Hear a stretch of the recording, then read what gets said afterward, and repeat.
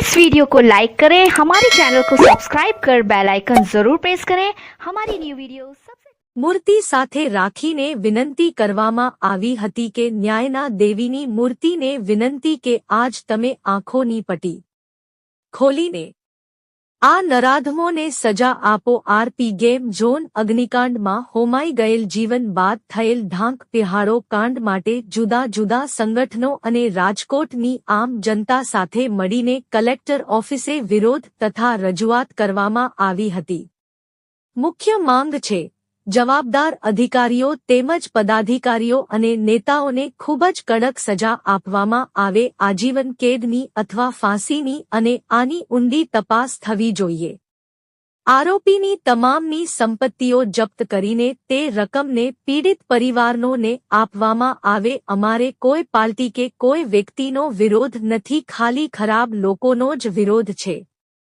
અહેવાલ ચેતન સોલંકી સાથે સંજય ભોજાણી, રાજકોટ। આજ રોજ રાજકોટના જુદા જુદા સંગઠનો તેમજ રાજકોટના અન્ય લોકો સાથે એક સાથે મળીને અહીંયા કલેક્ટર ઓફિસે રજૂઆત કરવા આવ્યા છીએ।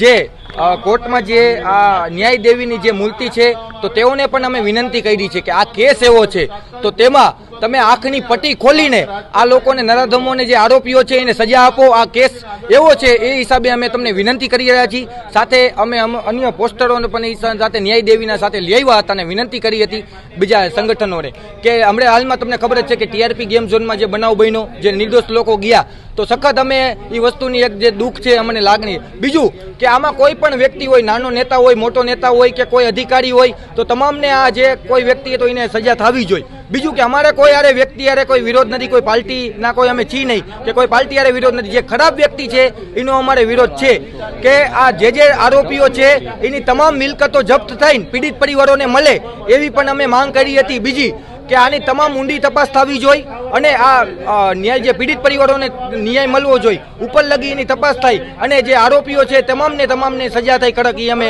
એક માંગ કરવા આવ્યા છે।